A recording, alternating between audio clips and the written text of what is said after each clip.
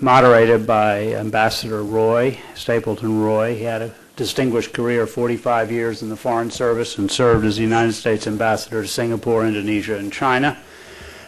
He has spent the last decade, roughly, with Kissinger Associates. In 2008, he became the first director of the newly created Kissinger Institute on China in the United States here at the Woodrow Wilson Center. Stape continues to serve as a senior advisor to Kissinger Associates. I'll turn the floor over to Stape. I hope to be in and out. Again, I want to thank you for coming this morning. I want to thank our panelists, and I hope you have a great morning. You certainly have a very important topic. Stape, the floor is yours. Thank you, Mike. Those of you who are familiar with the Gulf will recognize that Asian countries have a very significant presence there now, perhaps more than people who don't visit the Gulf realize. It includes Japan, South Korea, China, India. All of them are there. Japan and Korea have very significant economic and trade relations with the Gulf, and of course import a lot of energy, as does China and India. Their presence is growing. Today we're going to focus on China. We have a very distinguished panel of presenters. The bioinformation on them is available to you, so I will not simply run through the material you have. But Professor Wu Bingbing is a professor of Arabic Studies at Peking University. Has published a lot on the Middle East. Emil Hakayem actually is the political editor of a journal that is based in Abu Dhabi, and also has a long background on Middle East and Gulf affairs. And Dr. Alterman, similarly, is a Middle East specialist who's currently at the Center for Strategic and International Studies. All of them bring, I think, useful perspectives on our topic today, which is China and the Gulf. And our first panel will be looking at the political perspective on this topic. Professor Wu, okay. Why don't we begin with you? Okay, you can either speak here or up there as you wish.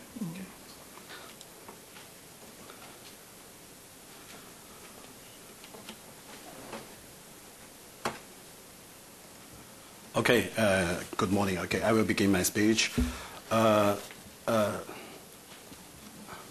I use a very simple analysis framework, and I will focus on three main factors: China's foreign strategy, China's core national interest in the Persian Gulf region, and the structure of the Persian Gulf region. These three factors jointly will determine the China's Gulf policy. Okay, yeah. And in regard to China's foreign strategy, it's well known, I think, for the audience. The allied with the Soviet Union against the U.S., anti-U.S. and anti-Soviet Union at the same time, allied with the U.S. against Soviet Union, and from 1989 to now, taking the U.S. as the topmost concern. This is the main phases of China's foreign strategy. Okay. In regard to structure of the Persian Gulf, it could be divided into several phases. First, from 1958 to 1979, is republic monarchy antagonism. It's a kind of ideological contradiction. From 1979 to 1990 is Arab-Persian antagonism. From 1990 to 2001 is Iran-Iraq GCC countries structure. And from 2001 till now, Shia-Sunni antagonism. This is the general structure of the Persian Gulf.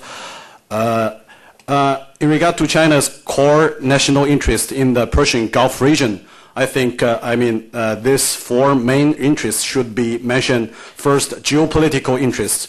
It includes four dimensions: to refuse any single power's unilateral control of the whole region, to prevent the emergence of any anti-Chinese regime in the region, to oppose any formal support of Taiwan independence forces or other separatist forces in China by Gulf countries' governments, and to pursue possible and potential support from the Gulf region to China's foreign strategy. Okay? The second interest is economic and trade interest, and energy interest, and non-traditional security interest. These are the China's core national interests in the Persian Gulf region. And all these factors could be put into one graph, so we could focus on the main factors. During the time from 1949 to 1958, the general China's foreign strategy was leaning to one side, 一边倒, and the structure of the Gulf consists of all monarchies. So China had no diplomatic relations with any Gulf countries. And in 1958, revolution broke out in Iraq. Only 1 month after the revolution, Iraq and China established diplomatic relations, which provided China a chance to extend its influence to the Gulf region. After 1967 Middle East War, Arab countries, including Iraq, set their hope in the Soviet Union instead of China, and Sino-Iraqi relations turned cold. China's Persian Gulf policy in this period of time was focusing on Iraq. Then came the third phase. From 1967 to 1971, China's Persian Gulf policy was focusing on revolutionary movements in the Gulf region. The Dhofar Liberation Front began to launch military attacks against the Oman government in June 1965 and sent its delegation to Beijing in June 1967, which successfully gained China's support. But Soviet invasion of Czechoslovakia in 1968 and Zhenbaodao Ireland incident in 1969 forced China to reconsider its strategy, and China began to reduce its support to Oman's revolutionary movement gradually from 1971. From 1971 to 1979, it was a phase of opposing Soviet expansionism. Great Britain withdrew its troops from the Gulf in 1971 and left a vacancy, which China and Gulf monarchies were all afraid that the Soviet Union would fill. At the same time, SinoUS relations were improved. Under this background, China stopped its support to the revolutionary movement in Oman, and Kuwait and Iran established diplomatic relations with China in March and August 1971 successively.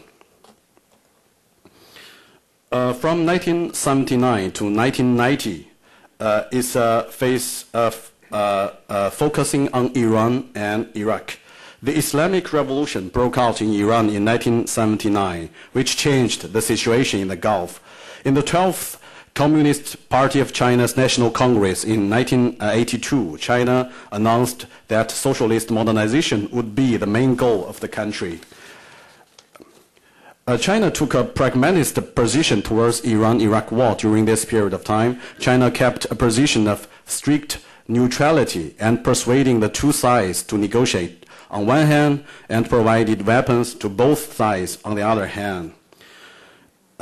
In July 1990, Saudi Arabia established diplomatic ties with China. So China successfully established diplomatic relations with all 8 Gulf countries. Iraq's invasion of Kuwait in August 1990 changed the former Iran-Arab countries' antagonism to Iran-Iraq GCC countries' triangle structure and put forward a severe challenge to China's Gulf policy. Fundamental changes came in the international system since 1989, and Tiananmen incident in 1989 worsened the Sino-Western relations, and the collapse of the Soviet Union and the Eastern Bloc made China more isolated. Mr. Deng Xiaoping put forward maintaining a low profile and making some contributions as the guidance of China's foreign strategy. Such a foreign strategy was embodied in being based on Asia-Pacific region, stabilizing relations with neighboring countries, and going global. such arrangements came into being, and the Asia-Pacific region and the neighboring countries were more emphasized, and the Middle East became comparatively marginalized in China's foreign strategy, and being detached generally and involved appropriately, 总体超脱适当参与 began to be adopted as principle of China's foreign policy in the Middle East. Being detached generally means that China would reach a compromise with the U.S. in the issues which are opposed by the U.S. Resolutely, and would be tolerant in the issues which wouldn't threat China's core national interests. And being involved appropriately means China could make use of issues which are not opposed by the U.S. resolutely, and would strive for the issues related with China's core national interests. The policy of being detached generally and involved appropriately represented an U.S.-centric orientation of China's foreign strategy. China's foreign policy in the Middle East and the situation in the Gulf jointly made Iran focus of China's Gulf policy in this phase. And there are so many signals of this kind of relation, such as visits made by leaders of each country to the other, such as nuclear cooperation and arms trade, and also energy has emerged as a main factor in Sino-Gulf relations since the 1990s. Okay. In the 1990s, after the Cold War, the situation in the Middle East changed. The Gulf War in 1991, the collapse of the Soviet Union in December 1991, and its retreat from the Middle East, and the signing of Oslo Accord in 1993 were signals of U.S. dominant role in the Middle East. At the same time, the Middle East, including the Gulf, meant more for China. After the collapse of the Soviet Union, the newly independent Central Asian countries became targets of the expansion of Iranian, Turkish, and Saudi influence. Civil war broke up in Afghanistan, and Taliban regime came into power in 1996. As a result, the northwestern border of China became open to the world.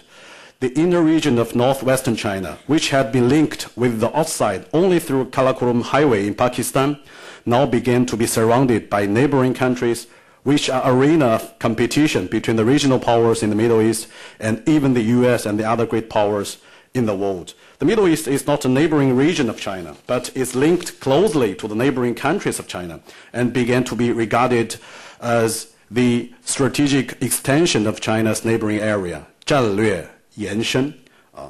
In the Gulf region, the GCC countries with Saudi Arabia as the leader were different from China in regard to ideology. So they judged that China's internal political system and international position would change after the collapse of the Soviet Union, and kept cautious or even hesitated to develop closer relations with China. Both Iraq and Iran were under the pressure of the U.S. dual containment, and moreover, Iraq was the focus of international sanctions.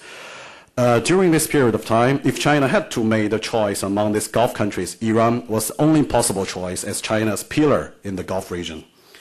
The September 11th terrorist attack in 2001 changed the Sino-US relation, as well as the situation in the Gulf and the Middle East.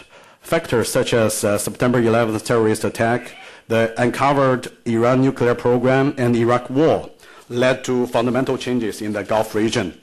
Better Sino-US relations and the fundamental changes in the Middle East requested China to choose Saudi Arabia and Iran as its focuses in the Gulf.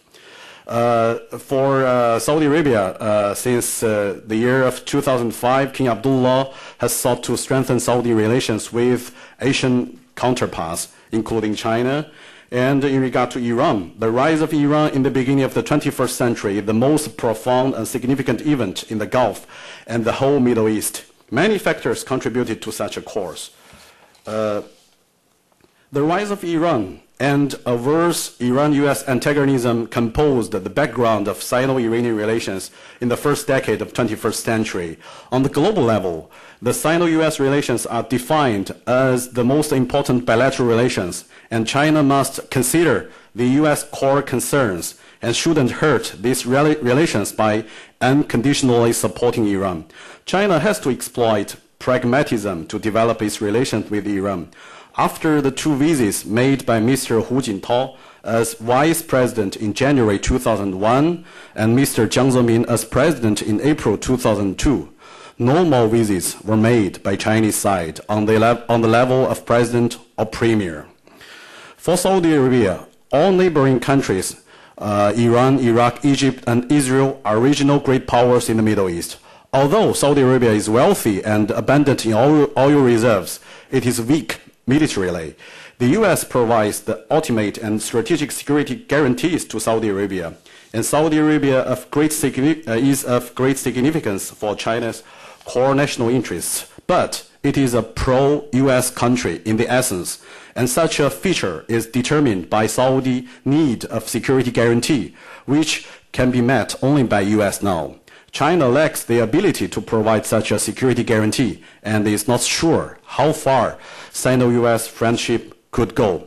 So this is, Saudi-U.S. relations versus Sino-Saudi relations. And also, Iranian-U.S. relations versus Sino-Iranian relations. To what extent China could support Iran is still unknown. This kind of contradiction could be regarded as the first contradiction in China's Persian Gulf policy. The second contradiction is Saudi-Iranian competition. In Saudi Arabia, it's Wahhabism and versus Walayat al-Faqih, the jurisprudence guardianship in Iran, and also Sunnis versus Shia. Iran and Saudi Arabia are competing for the leadership in the Islamic world in regard to Gulf security, Iran nuclear issue, attitudes to Israel, issues in Lebanon and Syria and in Iraq. All these issues are the fields of competition between the two countries. So China wants to keep good relations with both. It's difficult. And there is another contradiction. The most important contradiction is China's interests and policy. The Middle East as a greater neighboring area. China finds more and more core national interest in the Gulf region and defines the Middle East, including the Gulf region, as its greater neighboring area, 大周边. To define the Middle East as a part of China's greater neighboring area means a higher position of the Middle East in China's foreign strategy. In the Middle East, the Gulf region is more important to China compared to the Mediterranean region. In such a region of great or even strategic significances, China is implementing pragmatist policies which are unsuitable and even incapable to serve China's core national interests in this region. King Abdullah became the king of Saudi Arabia in August 2005, and Mr. Ahmadinejad was elected as Iran's president in June of the same year. However, Chinese president has visited Saudi Arabia twice since 2005, but made no visit to Iran. Although China doesn't mean to lean to Saudi Arabia on the expense of Iran, some impressions of such kind have been left to the Gulf region and have played a negative role in Sino-Iranian relations. Generally speaking, China in the Persian Gulf is facing two problems. The first one is demand beyond capability. The second is practice beyond theory. So China has a long way to go to improve its relations with the Gulf region. Thank you very much. Shukran.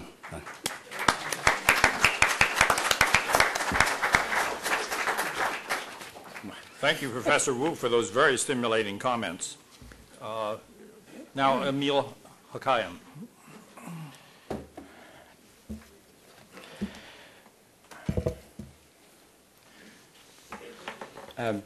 Thank you and good morning.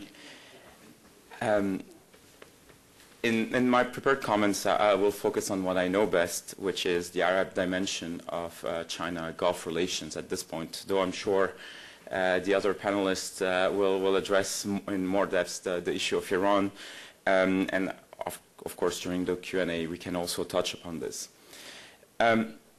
When two Chinese warships stopped by the port of Abu Dhabi a few months ago, I was there. A beautiful sight. The Chinese Navy had really put everything it could into making this a very visually powerful event.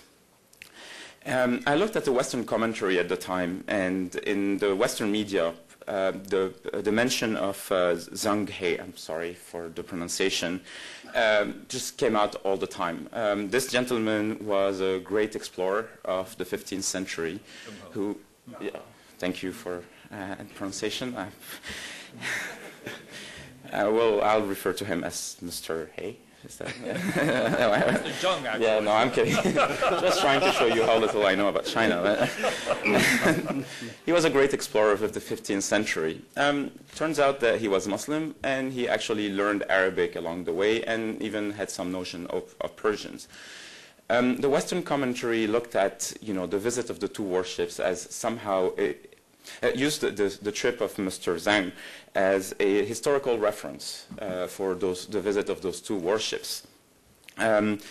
Because he had stopped by the Gulf of Aden, he had entered the Sea of Oman. That was a pretty big thing in the 15th century. Then I looked at the Arabic press, and what I realized is that there was little to no mention of this gentleman, no reference to what happened 600 years ago. And I think this tells us a story that he's not yet. China is not really that present in the current Arab psyche. I'm not saying that no one knows about him. I'm just trying to say that it was difficult to place him in the bigger historical perspective.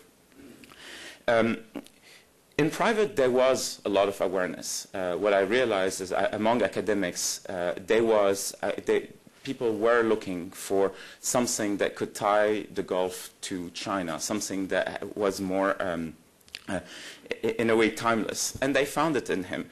But it was not there in the popular discussion.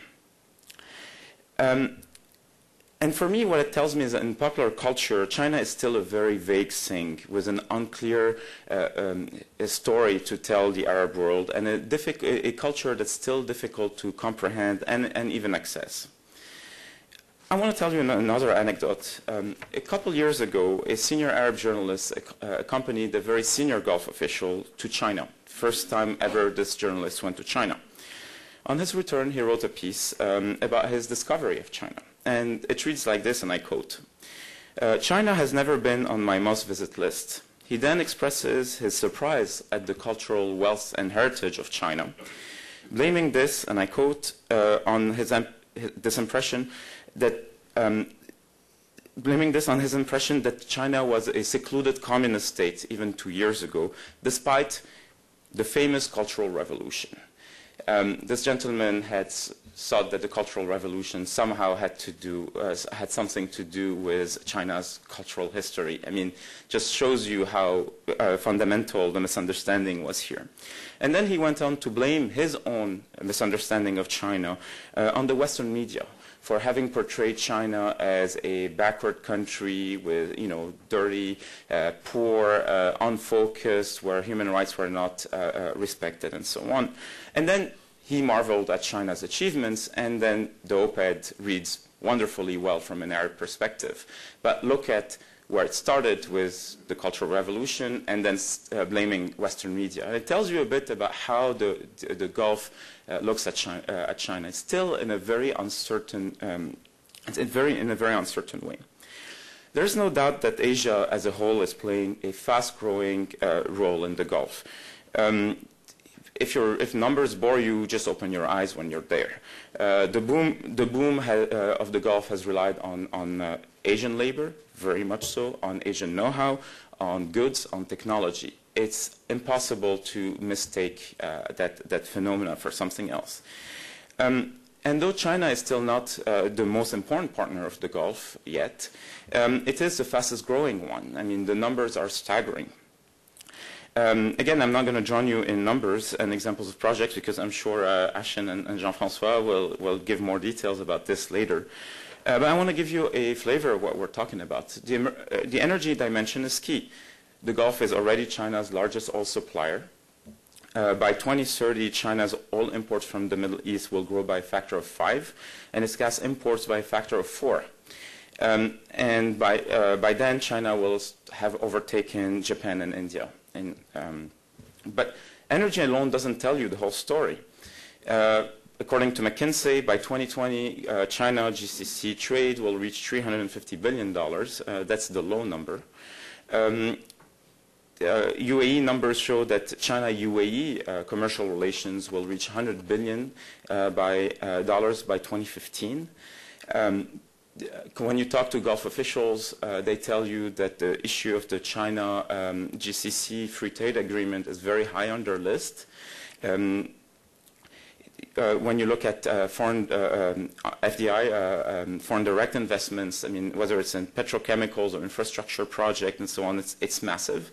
Chinese companies are bidding for major work throughout the region. The Dubai Meydan Group, which runs the large horse race complex in Dubai, has just announced that they would build a $4 billion horse track and horse city in China that made the splash both in China and in the Gulf.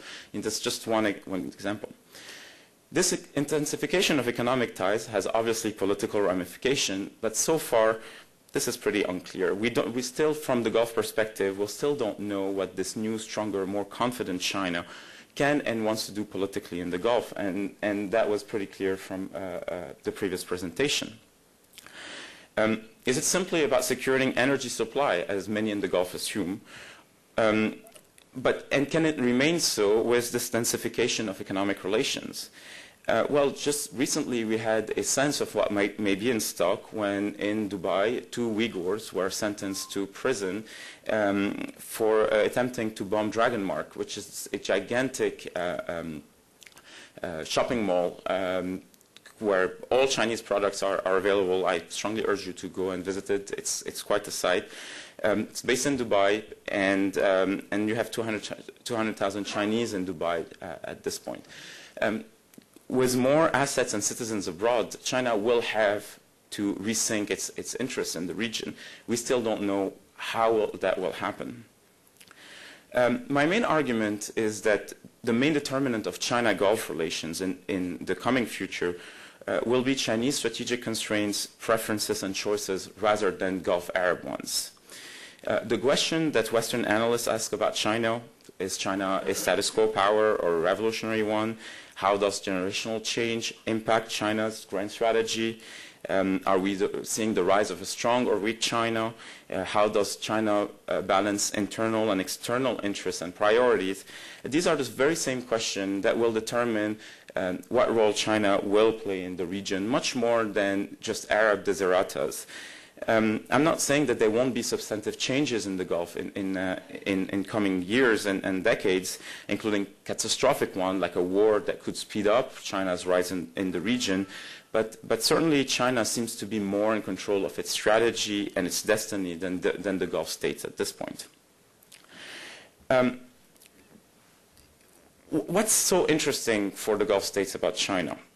Well, on one hand, you have the typical story. You start with energy, then it goes into greater trade, and then you have economic interdependence where the Gulf states are providing goods that are so important to fuel China's growth, and China needs markets, and there is a surplus of capital that needs to be invested somewhere, and so on. And the story goes that it has to create denser political relations. But the Gulf states look at China in also a very realistic, opportunistic way. China has all the attributes of modern power in a way, and they're growing. It has a seat at the UN Security Council. The Gulf states care a lot about legitimacy and care a lot about the UN Security Council stamp on global politics. It's a nuclear power. I mean, it's still very strong in people's minds. It's a regional hegemon in Asia. It has a modernizing military. It's part of the G20 and the BRIC. And if you're the Gulf states and you're looking at tomorrow's global architecture, whether it's political or economic, it's very clear that history is going China's way. And this is very important. There's a profound sense when you talk to Gulf officials that history is going China's way. They don't necessarily know how fast, what trajectory, and so on. But they sit and they read the same commentary that you and I read, and they come to the same conclusion. But there is also an element of grand strategy here. The Gulf states, in their quest to diversify their dependency on Western powers, and the US in particular, and in a calculated bid to be fully participants in the new Asian age that everybody talks about, they see China as a natural and essential partner. And the first foreign visit of King Abdullah of Saudi Arabia was to Beijing in early 2006, not Washington. Sheikh Mohammed bin Zayed, the Crown Prince of Abu Dhabi, was welcomed last year with the full honor guard when he went to China and took the largest delegation I think I can think of. In fact, one can argue that it was China that had to change first for the Gulf states to become comfortable with dealing with it. I mean, think about it. When the People's Republic of China was established, it was atheist, communist, revolutionary, pro-Soviet, anti-West, militaristic, third worldist, and in its own way, Republican. In other words, it had all the features of a state inimical to Gulf states' interests. And look at the change, and look how powerful that change has been in recent times. So what else works to China's benefit in the region? Well, first, there's no real historical baggage, or at least not a historical baggage that people can remember. Second one is the sense that the West has overreached, has failed, and has alienated unnecessarily. And that, other powers, Russia and so on, well, their grand days are behind them, including Europe for that matter. Then there is a desire for new vision. I mean, the Gulf wants to see itself as a new place, where things can be done, when models can be developed. Maybe true or not, but, where do you look for success stories these days? Well, you look at Asia, and China is the big one. Of course, the Gulf states appreciate about modern China its nonsense, business-like approach to international affairs. Interests tend to be, at least for the moment, pretty clear. Straightforward. There is no legacy of colonialism. Again, there is no warranted unscrutiny of domestic issues. There is no political, labor, environmental conditionality when you're making deals with the Chinese. There are no cumbersome domestic politics to navigate. There is no political toxicity. There is no fear of strategic adventurism at this point. I mean, the Dubai Ports World episode that happened here in the US in 2006 would have never happened in China. I mean, and that's basically how a number of governments see the relationship. For the moment, it's pretty easy there. But there are many hurdles. The first one is the Arab questioning about Chinese intention and willingness to play a more than reluctant role. I mean, the sense in the region is that the Chinese never show your cards. They have a one-dimensional interest for the moment. And then if they want to be players, well, they have to speak up. They have to be a bit more active. They cannot. There's another, in a way, more profound issue. The Gulf states tend to think about Gulf security as a global public good that must be protected by international systems and their international partners. And here there's a sweet and important irony. In China, officially decries the role of foreign actors in the Gulf or any other region as destabilizing by nature, right? The reason why you have problems in the Gulf is because the Americans are there. And the reason why you have problems in the Sea of China and so on is because the foreign actors are there. Well, the very reason why the Gulf states are inviting China to come in is because they want to internationalize their security. They want more of this. And I think this is a contradiction that is going to play out that is already playing out in regards of the Iranian nuclear issue, but will be more apparent in coming years. I mean, I always hear from Gulf officials, I mean, what can China do about Iran?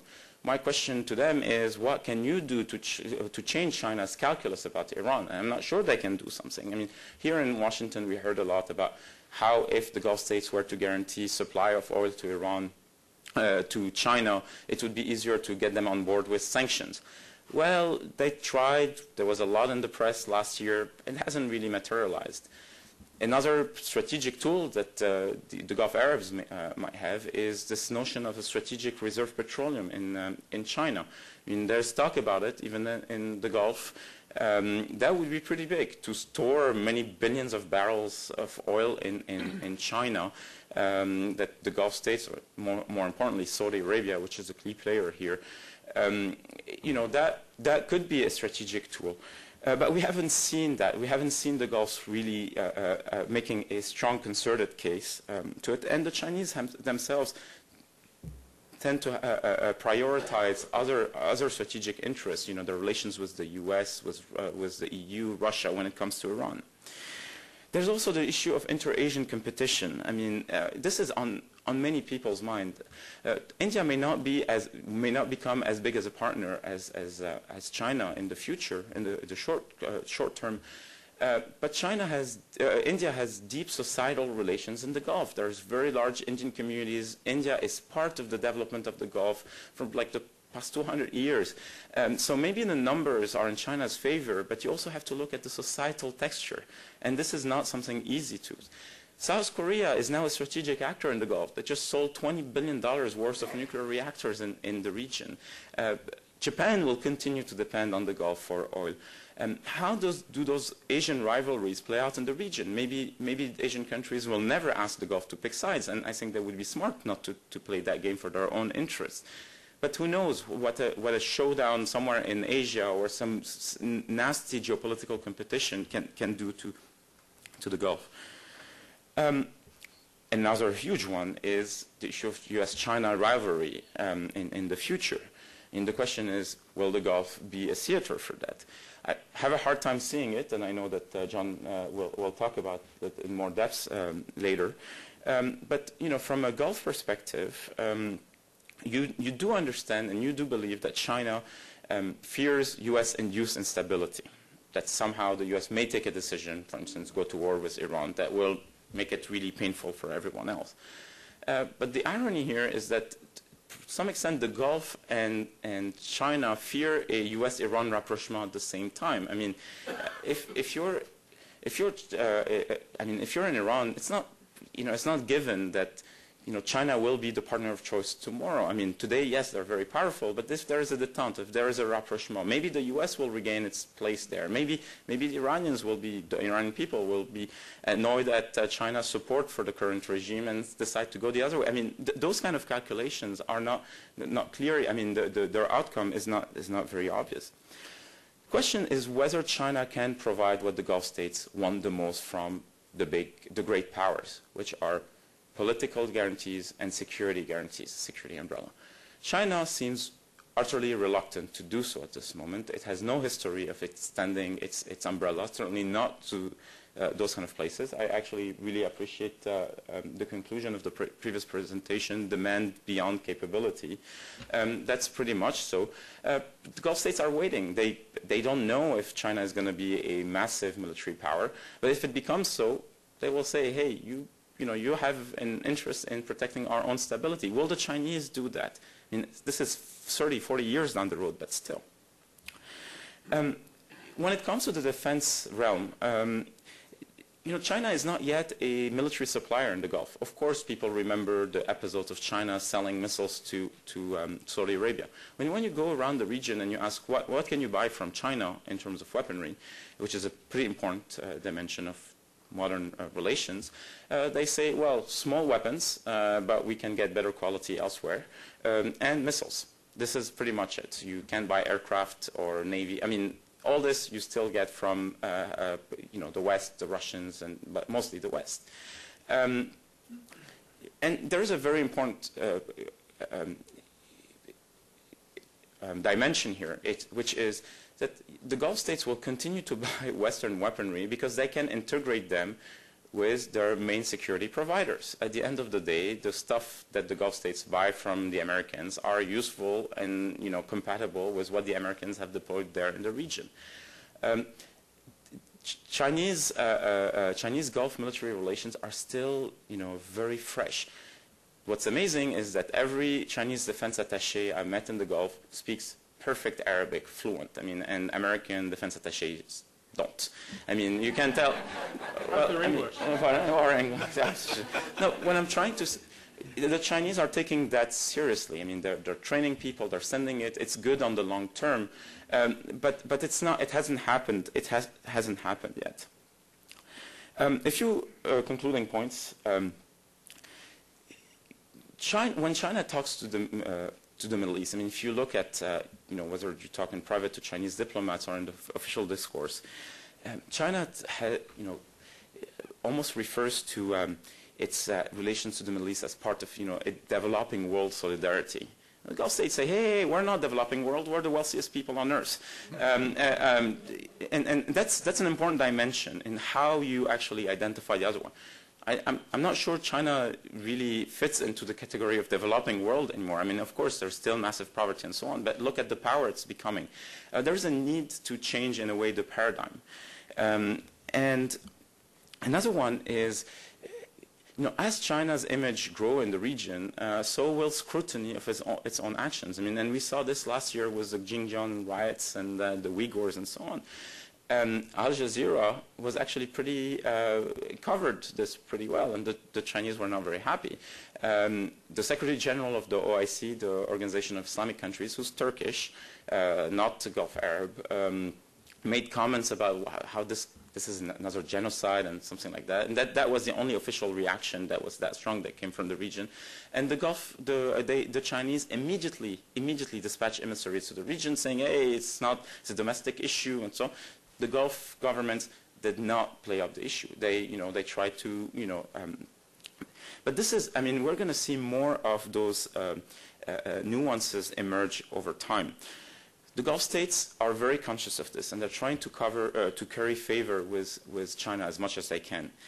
Very low-key relations with Taiwan. I mean, there was an episode a few years ago where I think the Taiwanese president landed in the UAE, and the Chinese were not very happy. And that's the last time I saw Taiwan big in the Gulf in those terms. After the Sichuan earthquake, I mean, the Gulf states were so quick to send donations and play it up. Actually, there were bourses in Dubai and elsewhere raising money. I mean, there was a very clear effort. Look at the huge Gulf investment in the Shanghai World Expo right now. I mean, the pavilions the Gulf states have built are gigantic.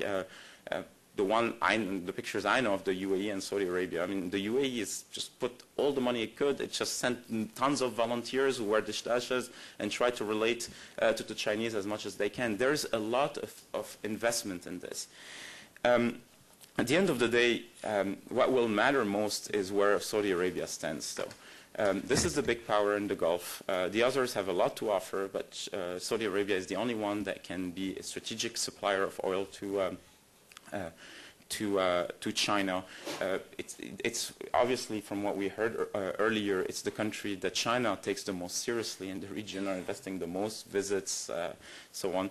But this is still it's a very young story, and we still have, I mean, we're going to see it unfold very quickly, but there's no clear trajectory to it for the moment. Thank you.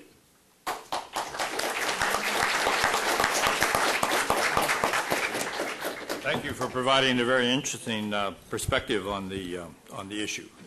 Now, Professor Dr. Alterman. Thank you very much. As a former staffer for Senator Moynihan, who cared very deeply about the Wilson Center, it's a special thrill to speak here. As somebody who's followed U.S. foreign policy in the 20th century, it's a thrill to be on a panel chaired by Ambassador Roy. And as you can tell from the previous two presentations, I've learned a tremendous amount from my two colleagues in our previous meetings, and it's a special pleasure to speak with them.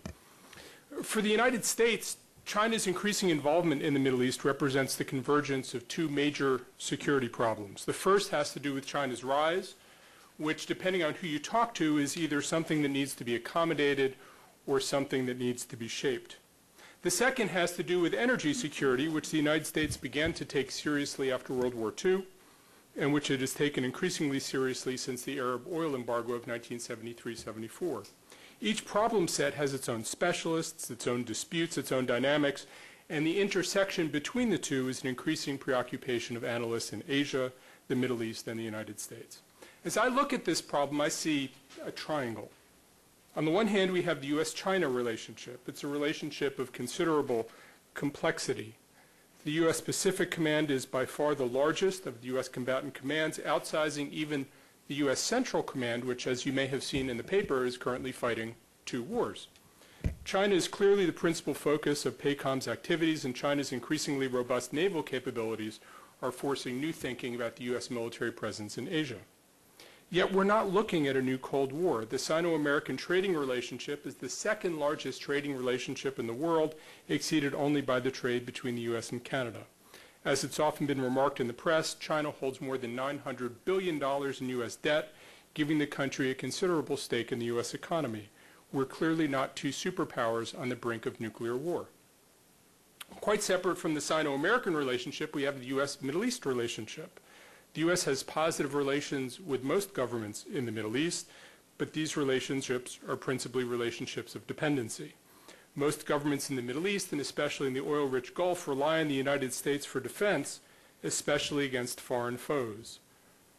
The United States sells billions of dollars of weapons to Middle Eastern governments every year, in part to deter potential regional enemies. Around the Gulf, the United States has military bases in each of the GCC countries except for Saudi Arabia, and the economic ties, while important, are less vital than the military ties.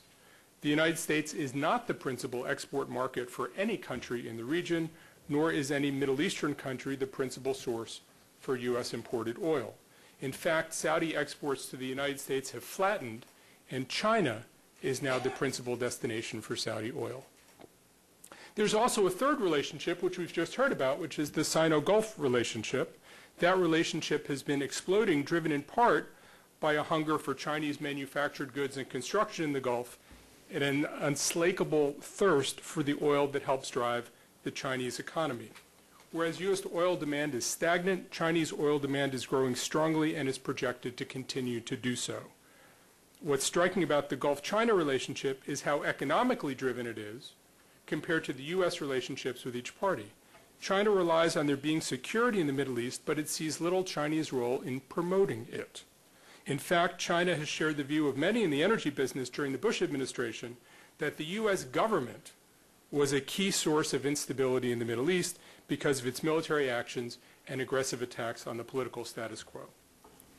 We in the United States are used to thinking about bilateral relationships, but we're not very good at thinking about trilateral relationships. There's been an impulse in U.S. foreign policy to try to force governments to choose. You're either with us or you're with the terrorists, with exceptions made for countries like Finland and Yugoslavia, whose geography make full alignment with the United States unthinkable. It seems to me the only way to think about this relationship, though, is as a sort of inescapable triangle, with the additional understanding that if any two sides of the triangle try to gang up on the third, the one that's left out can make life miserable for the other two. That's to say, no party can force the U.S. out of the Gulf or keep the Chinese out.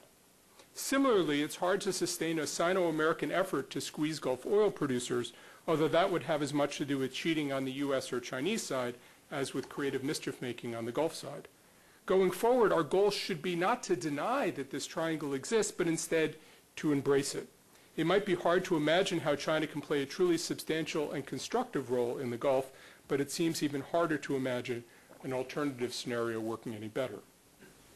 This isn't an impossible task, and it's made easier by the fact that all three sides of this triangle share a basic interest in regional stability and the free flow of energy.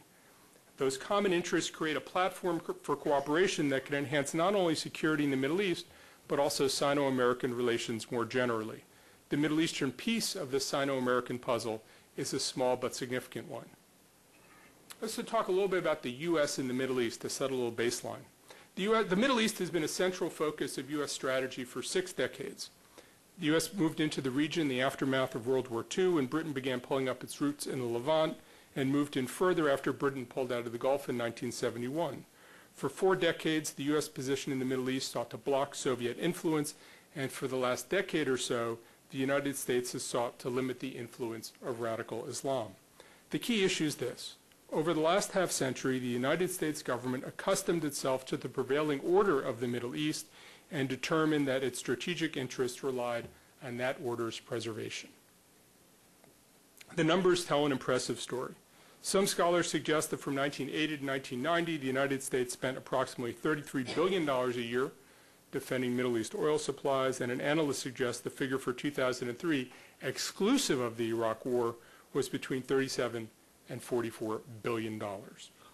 China's rising engagement in the Middle East has raised concerns in at least 2 areas.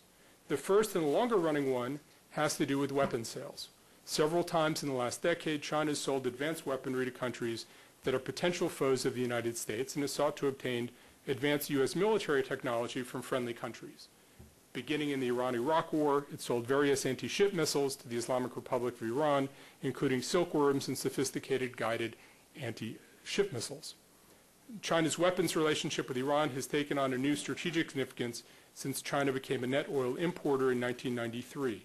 Weapons transfers became part of a process of mutually beneficial exchange whereby China could secure energy deals with Iran. U.S. military planners fear that Chinese anti-ship missiles could help Iran resist U.S. military efforts if conflict breaks out in the Straits of Hormuz. One such anti-ship missile, a likely Iranian clone of the Chinese-made C-802, was fired by Hezbollah forces during the Lebanon War of 2006, hitting an Israeli ship off the coast of Lebanon. The attack killed 4 Israeli crewmen and did significant damage to the ship. There's another angle as well. For many years, China has sought to obtain U.S. military technology, several times seeking sales through Israel that are prescribed by U.S.-Israeli agreement. In 2000, the United States forced Israel to withdraw from an earlier contract to sell 4 command and control aircraft containing U.S. technology to China. This is the Falcon deal. 2004 agreement to upgrade and modernize China's armed drones, the Harpies, with U.S.-derived technology aroused so much anger, the Bush administration demanded a written apology and the resignation of the Director General of the Israeli Ministry of Defense. That's how serious it's taken. The other area of concern, aside from the military, is Chinese diplomatic activities, which many in the United States see as undermining efforts to preserve order in the region. The United States considers blocking any Iranian nuclear weapons capability of vital U.S. interest. China professes a similar desire, but Chinese representatives are clearly the most reluctant to impose additional sanctions on Iran and the most visibly optimistic that tensions can be successfully managed through a diplomatic process. In private, Chinese officials profess fear that the United States is not motivated by nonproliferation concerns, but rather by aspirations of regime change. They see sanctions as undermining peace and stability in the Gulf rather than strengthening it. Meanwhile, U.S. critics of China's actions see Chinese desire as undermining U.S. efforts at diplomacy, cynically making favorable deals for Iranian oil, while relying on the United States to contain the fallout of any successful Iranian proliferation effort, or perhaps encouraging that tension so as to constrain U.S. influence in the Gulf. When it comes to military affairs in the Middle East, Beijing treads lightly, as I think we heard from our previous 2 presenters. China has been a major beneficiary of the enormous U.S. efforts to maintain stability and security in the greater Middle East. Chinese leaders are not completely content with Washington's management of regional security affairs, and they've sometimes pursued policies and trade relations that undermine U.S. efforts, yet they've avoided challenging U.S. predominance or major policy initiatives. In response to U.S. pressure, Beijing has curtailed certain arms sales to Iran and supported UN Security Council efforts to encourage Iran to suspend its nuclear enrichment program. On the positive side, China has contributed peacekeepers to Lebanon, the first commitment of Chinese troops so far afield, and it has several ships patrolling against piracy off the coast of Somalia. China's military activities in the Middle East clearly seek to reinforce the status quo in sharp contrast to its Middle Eastern policies in the 1960s and 70s, as being suggested earlier. Overall, China has had a strikingly unsentimental approach to the Middle East, which sometimes stands in contrast to what people see as an overly emotional U.S. overlay. As Middle Eastern states also, being emotional, seek an alternative to reliance on the United States. Many Middle Eastern states have long and involved histories with the United States, but they see China as an investment in their future, as Emil suggested. Contemporary Middle Eastern views of China are similar to Middle Eastern views of the United States a century ago, when many in the Middle East looked to the United States to rescue them from European imperialism. Aloof from the struggles that had tested the Middle East throughout the 19th century and largely without clients in the region, the United States was viewed by an earlier generation of Middle Easterners as precisely the kind of honest broker that could help forge states from the ashes of the Ottoman Empire. Remember those days?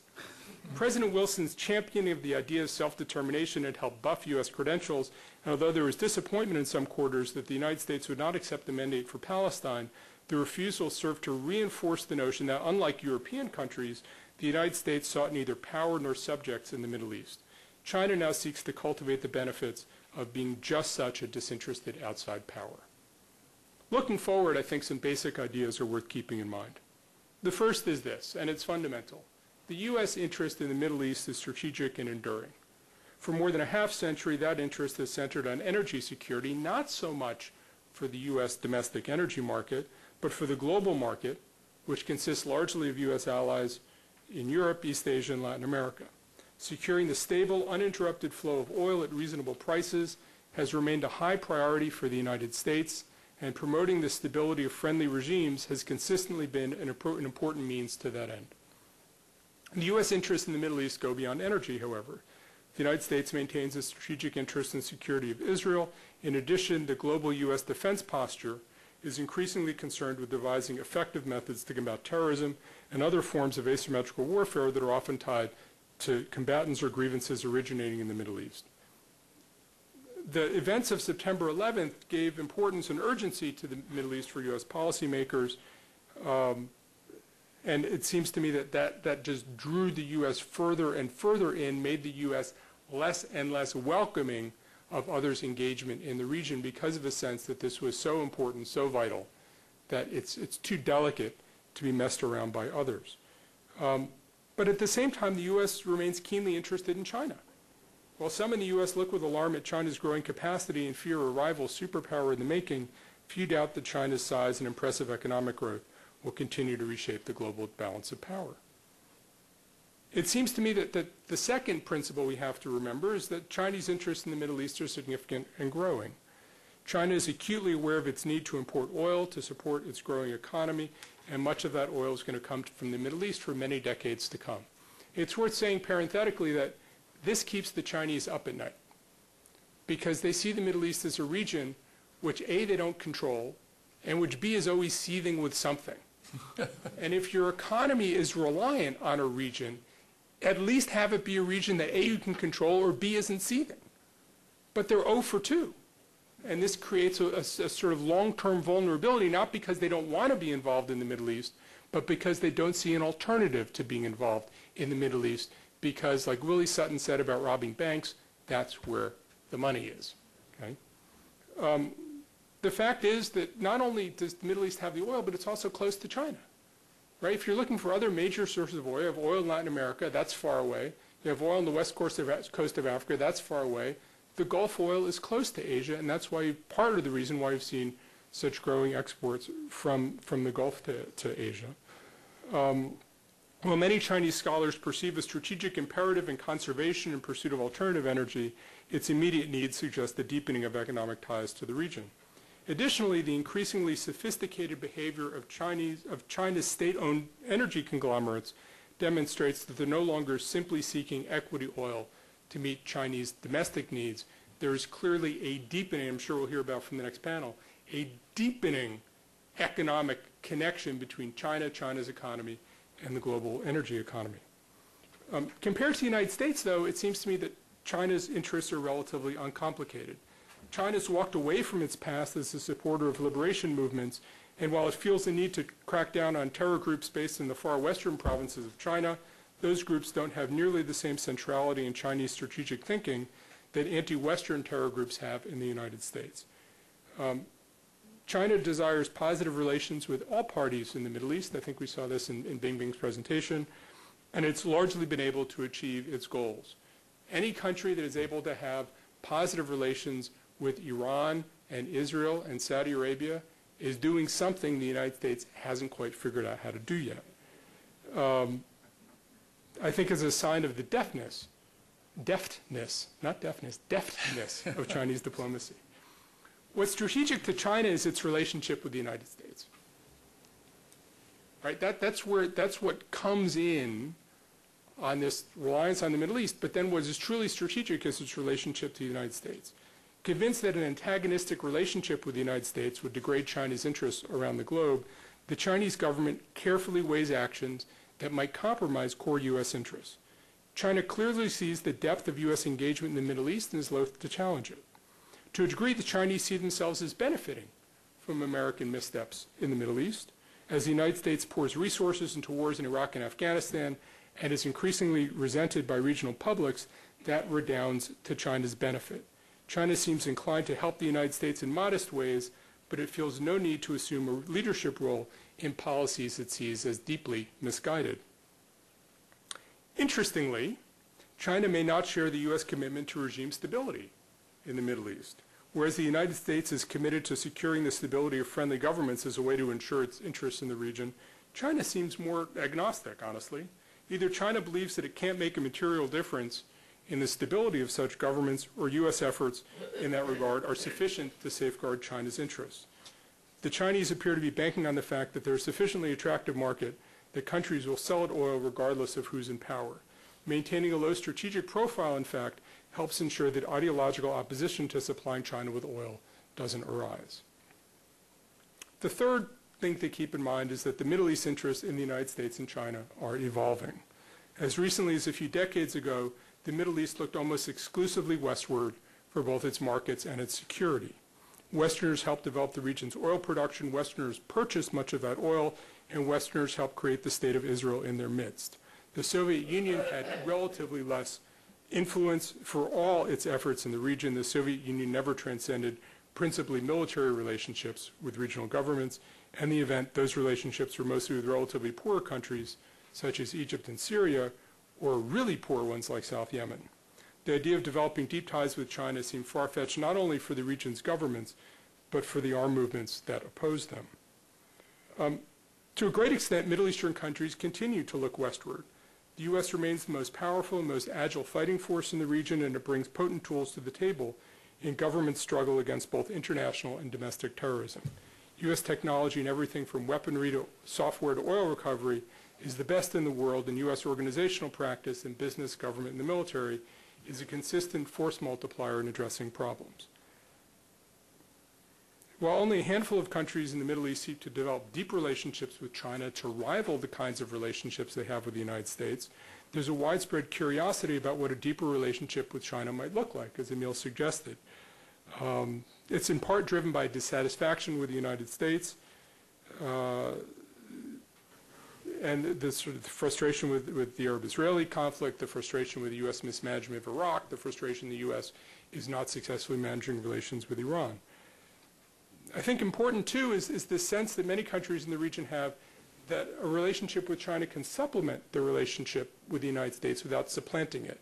That is, it's a useful addition, a useful insurance policy, a useful extra thing to have rather than one in terms of the other. It's even truer of U.S. foes who feel that developing deeper relations with China, this is, for example, Iran, is a way to get around U.S. diktats. So the challenge in all of this is how, as the United States, do you boost cooperation in areas of common interest, especially at a time when the U.S. is feeling strategically vulnerable, is wary of China emerging as a potential global rival, and is fiercely protective of its role maintaining Gulf security. China, I think, often feels that what the U.S. is trying to do is not so much cooperate, but hem in China in accordance with U.S. interests. I think the other part of China, the way I see China talking about the Middle East, is the current state of affairs isn't so bad for them, because the price they pay is low, the security they get is relatively high, and why make an investment, why alienate people when you don't have to? But I think there is something inherently unstable in a Middle Eastern order that relies on the West for its security and the East for its prosperity. I think something there is going to have to give. Rather than be a source of tension, the keenly shared U.S. and Chinese interests in Gulf security suggests to me that the region can be a locus of cooperation between the two sides, working in partnership with host governments. There's little question the Middle East can emerge as a key bone of contention between the U.S. and China, exacerbating what's already a sometimes tense relationship. The U.S. sees the region as the most critical in the world, witnessed by the commitment of resources it continues to make in regional stability. It will be easy for China to be seen as a spoiler in this vital region, poisoning not only cooperation between the U.S. and China in the Middle East, but also more broadly. Further, some regional countries seem to have an interest in stoking a rivalry between the U.S. and China as a way of advancing their own narrow interests. They do so either by encouraging China to evade U.S.-led sanctions or encouraging a bidding war between the two sides. Where some in the Middle East may see such a rivalry to their advantage, such a rivalry would be likely to diminish regional security rather than enhance it. It would leave regional powers less secure than they already are, and it certainly undermines the prospects of Sino-American cooperation in the region. But I think there's good news in all this. As Bing suggested, it doesn't seem that China wants to be a rival of the U.S. in the Middle East. Indeed, China's diplomacy is very clearly oriented toward not confronting the U.S. in the Middle East. In addition, China has benefited tremendously from the status quo. At the same time, I think many Chinese believe that U.S. actions in the region have undermined stability and hurt Chinese interests. There's an ongoing temptation for China to deal directly with states that the U.S. is seeking to isolate, thereby picking up valuable assets at fire sale prices. In other words, while there's no immediate conflict, the conditions under which conflict might arise aren't hard to imagine.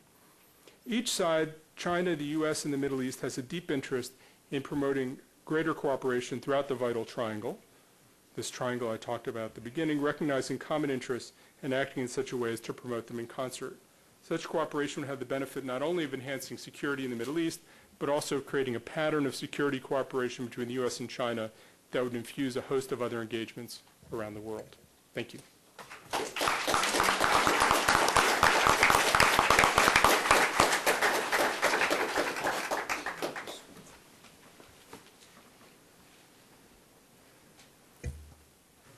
Wow, there was a lot of substance included in those three presentations and a host of issues that arise. We have a fair amount of time to pursue these. But I would like to begin by posing a question that kept cropping up in the presentations. And that is, the United States sees its efforts as aimed at promoting stability in the region. And yet, we heard the refrain that many see the United States as playing a destabilizing role in the region. Would any of the speakers comment on the question of, is there a trend? Is there a trend in regional thinking that the United States' role is contributing more to instability than to stability, or is the trend in the other direction? Emil? Well, when you ask people, the knee-jerk reaction is the U.S. plays a destabilizing role. I mean, that's across the board from even very pro-U.S. actors.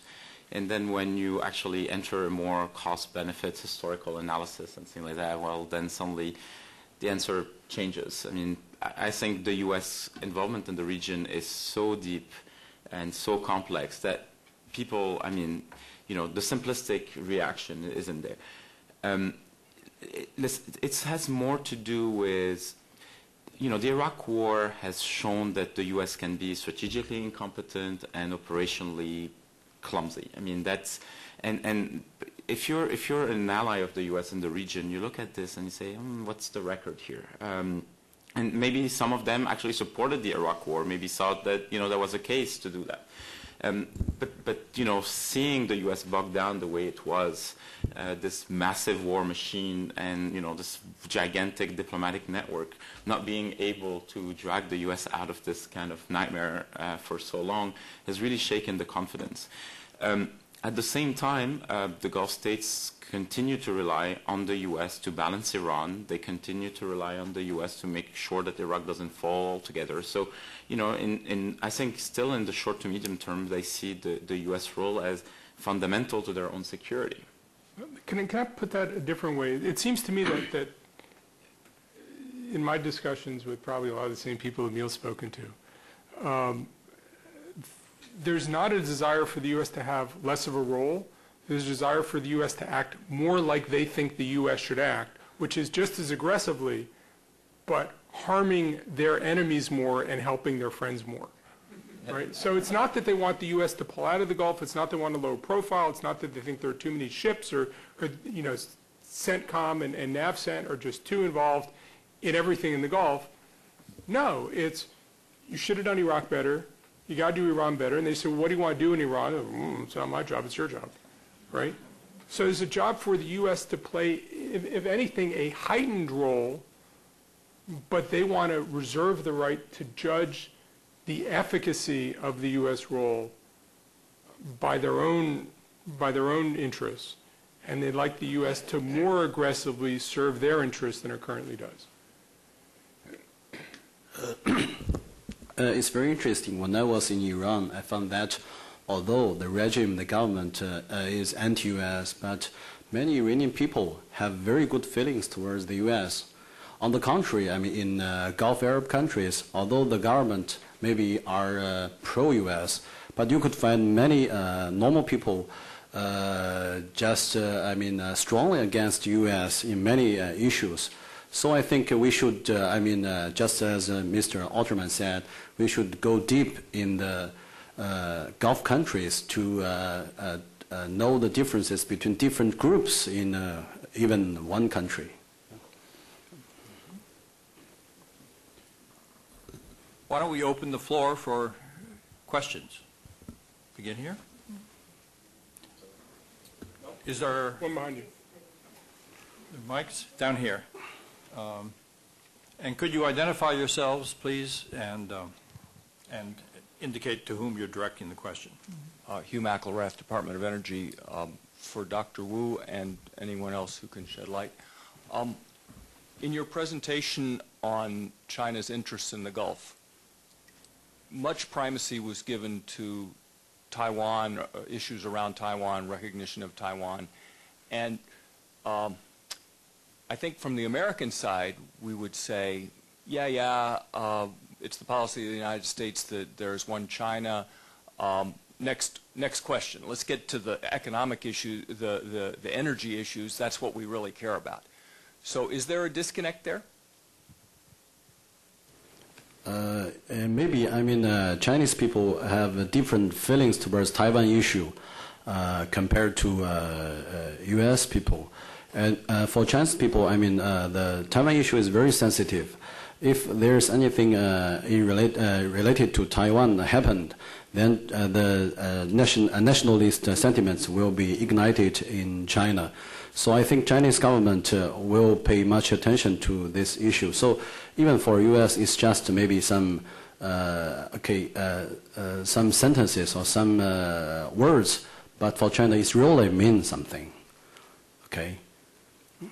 Can I just let me just because like I don't come out of this Sino-American thing. So a lot of when I was talking to Chinese officials and meeting people in China was new to me. The three things I find Chinese strategic thinkers completely preoccupied by.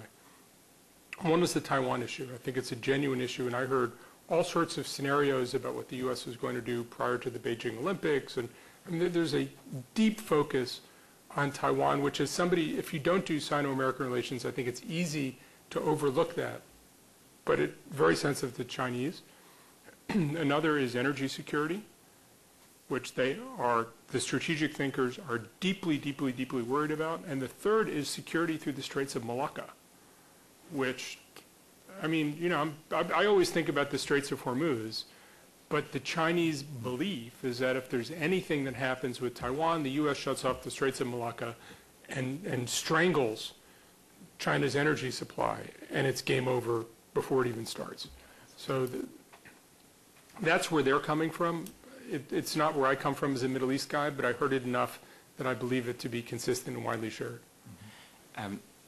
The Gulf has its own Taiwan in a way, has its own Taiwan issue, right? The tree island that the UAE wants back from the Iranians and so on. And actually, I think that's a very interesting way to look at the relationship.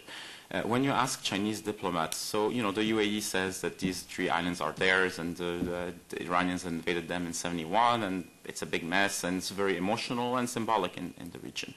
Turn to the Chinese, if you ask Chinese diplomats, so what's your take on the issue? They say, we want this solved peacefully. I'm like, okay, can you elaborate on the mechanism? The Emiratis basically say, we'll want to go to the International Court of Justice.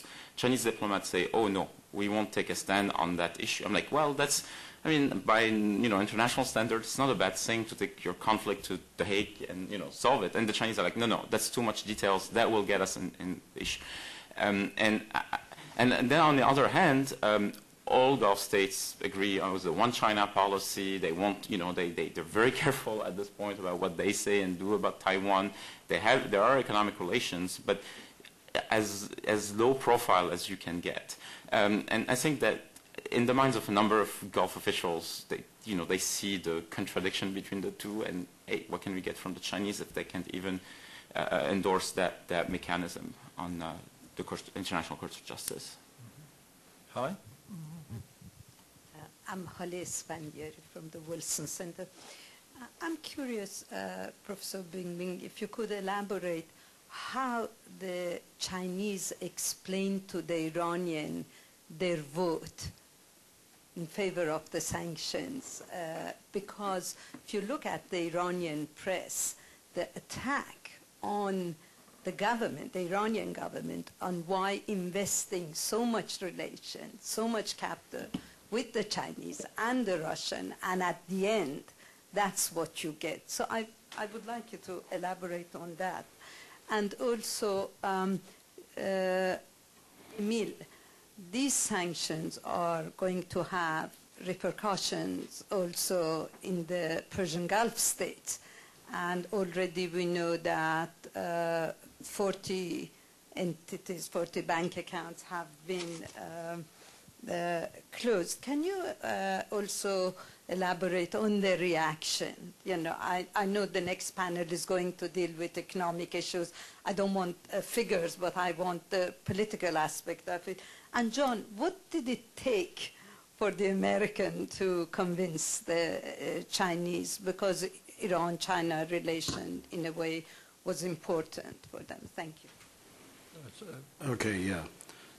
I think, China has said to Iran that China has done its best in regard to these sanctions. For example, China tried to modify the items in the sanction resolution, such as to mention no military forces or attacks should be used against Iran. Such sentences should be written in the resolution. And also, the sanctions shouldn't be destructive. Shouldn't include the gasoline importing and oil exporting. All these, items, China tried to added this in the resolution. So I think, China could say to Iran that it has done the best. And also, China could also explain to Iran that China is under, great pressure from U.S. And China cannot, on the expense of Iran, to worsen the Sino-US relation, because China has so many core interests in regard to the bilateral relations between China and U.S. At least there are two explanations. There was certainly a sense of relief when when it was clear that all P5 members had voted in favor of sanctions. The Gulf states really depend on international legitimacy and the perception of international legitimacy when it comes to implementing sanctions. Yes, there is an economic cost to them, but the political cost would be much greater. Imagine if the Chinese or the Russians had voted no, or that's veto, or even abstained. It's difficult to. Well, they would have implemented the sanctions, but then the public debate and in the regional press, to their own publics would have been very, very different. Whereas here they can say, hey, even the Chinese wanted the sanctions. So it's in a way, they're relieving some pressure on themselves. The other aspect is that the Chinese say over and over and again, we oppose sanctions because we were hit with sanctions after Tiananmen and all this thing, and we have this history. And at the same time, they vote on sanctions, and that principle doesn't look that that tough. And it's for them, for the Gulf states, I think it's kind of relief, because they hear this all the time. But push come to shove, the Chinese vote on sanctions. First, I think it wasn't so objectionable a sanctions resolution compared to when people talked about sanctions that bite and all those things. And I think that it was an easier pill to swallow for the Chinese than it might have been, and that helped the pill go down. Second, I think people underestimate the extent to which China feels seriously about unanimity of the P5 and sort of fully being a member. I think China, one of the points that Chinese diplomats have repeatedly made to me is every time there's been an issue of diplomacy with Iran on the nuclear file, China's been there with the United States. It's delivered demarches, it's coordinated. China's not an outlier. China's not part of the problem. And the third thing is I think there was considerable U.S. pressure. And if you're sitting in China, I'm not a China guy, but one of the things that struck me from the outside is this is overwhelmingly the most important Chinese bilateral relationship in the world, and really alienating the United States for Iran, of all places. Doesn't make sense. I mean, there's not a Chinese affection for Iran. There's a certain cynical belief that we should have relations with Iran because they don't have a lot of options. We can get some cheap oil, we can get some cheap gas, that's useful. We have relationships with the Saudis. The strategically important relationship isn't with Iran, it's with the United States. And I think when the U.S. came and said, look, this is really, really, really important, the Chinese basically said, we're not going to take a bullet for the Iranians.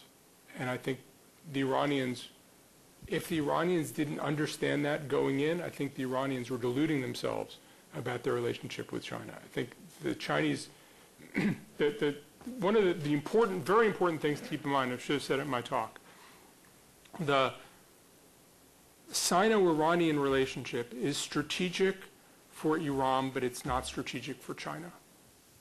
And if you don't start from that premise, I think you miss what's going on in this relationship. Professor Wu, would you like to add anything on that? Actually, I don't agree with this, Mr. Alterman. Although there's not a clear declaration that the relation between China and Iran is strategic or a strategic partnership, but at least I know some scholars, including me in China, we think the relation between China and Iran is strategic. Okay, according to my presentation, I think for the last 30 years since the Islamic Revolution in Iran, Iran has been always the focus of Chinese Gulf policy. In the three phases, in the Iran-Iraq War phases, in the 1990s, and also in the first decade of this century. So there are so many factors. There are so many concerns. There are so many interests make China consider Iran as a strategic goal or target of Chinese foreign policy in Gulf. Okay. Over on this side, yes, ma'am.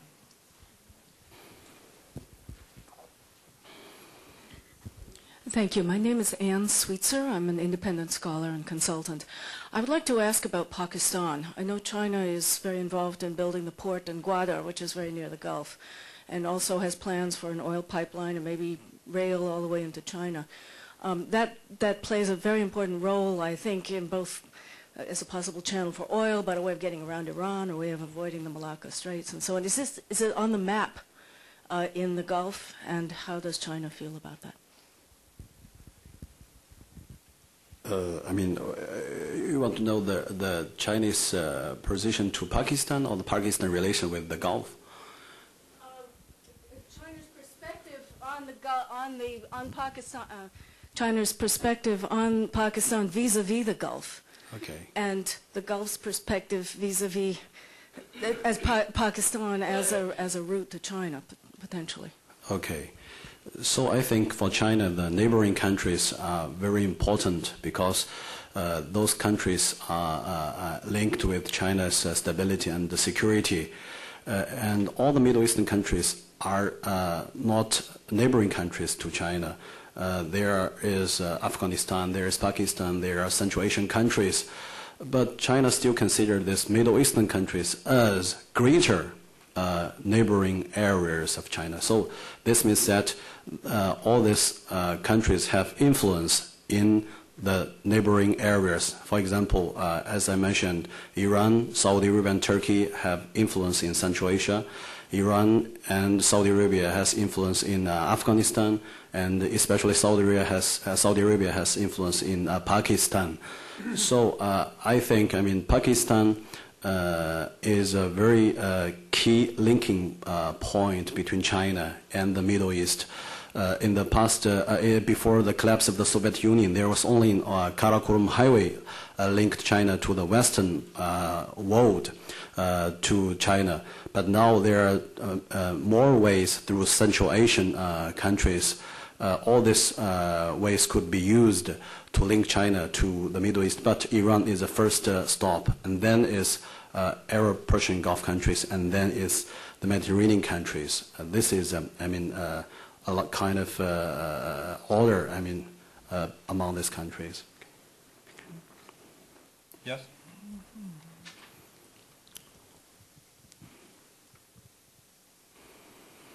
Hi, I'm Sunil Rao. I'm a rising senior at St. Albans School in D.C. How has, this is for all the panelists, how has China influenced our own internal discussions regarding the two wars we're fighting? Perhaps the fact that China, as one of the panelists noted, owns so much of our debt. Is that perhaps one of the reasons that we've stuck around and had such a huge role in the Middle East? Or is the fact that perhaps we fear more Chinese power or dominance in the Middle East, is that also a factor in our own internal discussions on our two wars? Dr. Olin, China basically sat out the Iraq War and has benefited tremendously in the aftermath of the Iraq War. They've bought up a lot of oil concessions, and I think that they will stand to do relatively well economically as a consequence. But I don't see China as a... Chinese diplomacy doesn't seek to be like French diplomacy, whereas you try to sort of link government efforts with economic efforts and national interest and sort of moving it all together. It seems to me that Chinese diplomacy, to the extent you can open up positive relations with everybody, right? We're not the enemy, we're only here to help.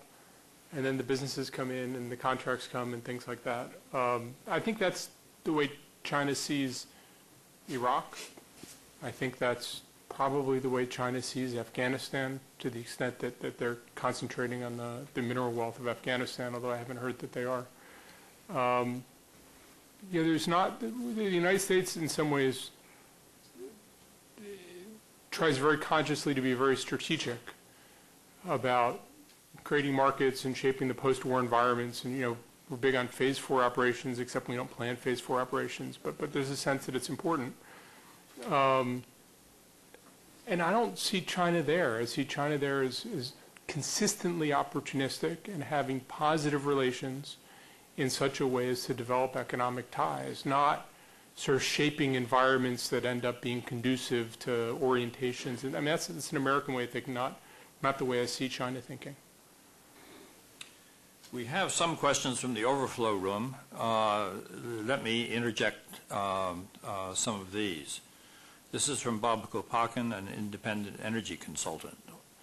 It's not directly related to the Gulf, but maybe we could get some quick comments here. What happens when China begins exporting energy-efficient cars to the United States in direct competition with the big three U.S. auto manufacturers? Anyone want to take that on, or shall we leave that for the second panel? Second panel. The second panel, I think. There's another question. Sorry, Bob. From a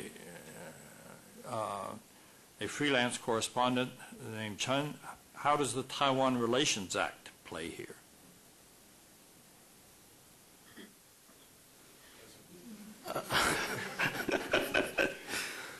Okay, I think, the Taiwan issue, is linked with the U.S.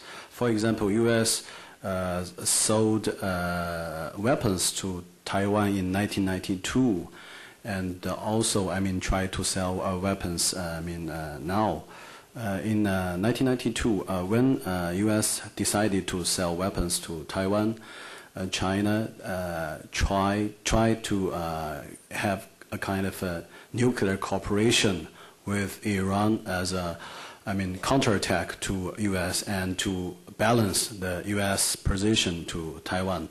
So I think, the main factor is U.S. position to Taiwan issue, and then China just reacted to this kind of actions. China is not the initiator of this kind of actions. China didn't try to use Gulf countries or use Sino-Gulf relations to contain U.S.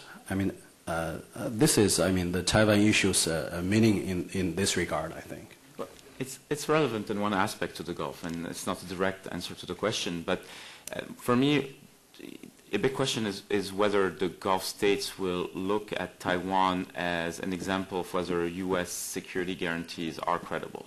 And whether they will make that direct connection. They have a one China policy, so maybe it's not relevant, or maybe it is relevant. It's an act of Congress. That's a security guarantee. That's what the Gulf states depend on. When they have their own example to refer to, the U.S. has liberated Kuwait. Has put on the group. In that regard, it is credible. At the same time, you've pledged to come to the rescue in case there is a war, and although your policy is pretty clear, that's one China. Those kind of linkages are, for me at least, still unclear. But we saw this, for instance, on the, I forgot the name of the South Korean warship that was sunk by the North Koreans a few months ago. There was questions in the Gulf about, South Korea, the U.S., very strong relationship. How can they retaliate? How do you keep the credibility of the alliance there? Second, where is China on the issue? China is not even saying, until the presidential statement, but at first China was not willing to assign blame. Well, the Gulf states themselves are living with Iran, and they may mean naval incidents. It's more about the parallels. I don't have a straight, direct answer. It's more about the parallels of the two situations. Okay. In the middle here.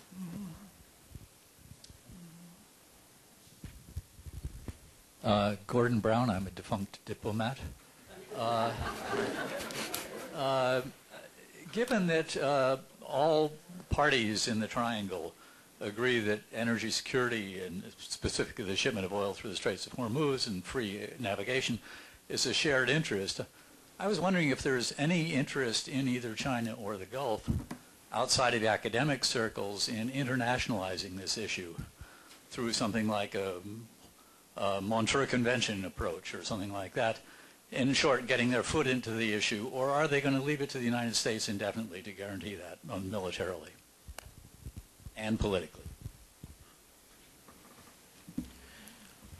Well, from the Gulf state perspective, I'm sure there is interest in such idea. I'm not sure they haven't thought through it at a government level and they realize, what the costs of this are. But certainly for them, listen, you can never be wrong when you look at the Gulf states and use the word internationalizing. Everything can be internationalized. Their security, their oil supply, their development, anything. That's a big driver of their grand strategies.